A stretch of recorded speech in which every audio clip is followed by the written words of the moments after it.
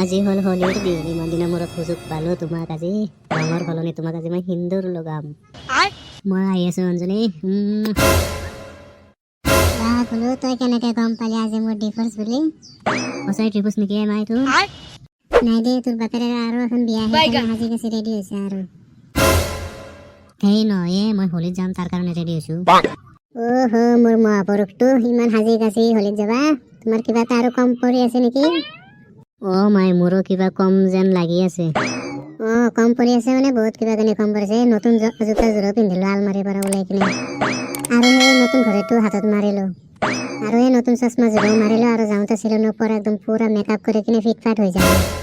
কিয় ধেমালি কৰি আছে মাই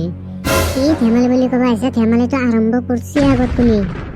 এই ইমান ফিট ফাট হৈ নতুন কাপোৰ পিন্ধি কিনে হোলীত কিয় যাব লাগে নাই তোৰ বাপেৰে মোক কৈছে মানে ঘৰত লেট্ৰিন চাফা কৰে এইটো ডাইলগ নামৰো যে আমাৰ টকাৰ গছ আছে তোৰ মতে ভগৱানে আমাক ডাইৰেক্ট পেটিএম কৰি পইচা পঠাই দিয়ে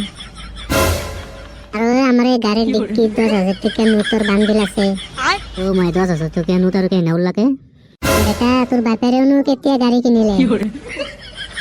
দে হ'ব দে মাই গেহান বাদে তোৰ মতে কি মই হোলীত যাব নালাগে কিয় তোক কি মই হোলীত যাব হাত দিছো নেকি নতুন কাপোৰ খুলি কিনে বেলেগ কাপোৰ পিন্ধি যা দে হ'ব দে মাই এই জোৰা ঠিক আছে না এই জোড়া পিনছে এই জোড়া দেখোন মাত্র 4 মাহ আগত দেখোন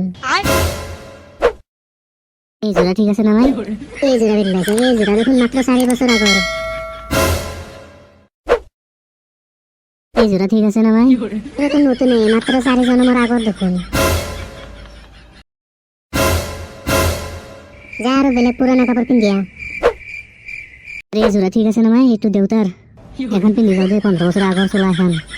গম পাইছো 15 বছর আগর চলা বলে তোক তোর বাপেরে কে এনে দিছে সেইটো কচোন এই 4 দিন মান আগত দিছিল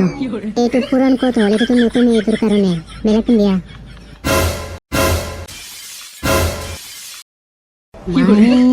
মা কামাখ্যা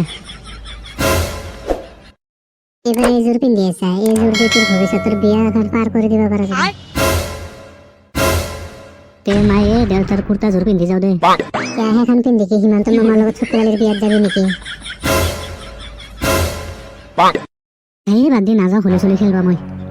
বাবু তো মোর খং করবা নাপাই র মই কিবা একটা ব্যবস্থা করে দিয়ে আছো র আইডিয়া তোরা আসুন মোর লগত তোক মই রেডি করে দিয়ে আছো এতিয়া ঠিক আছে বাবু যা হোলী খেলে আগে যা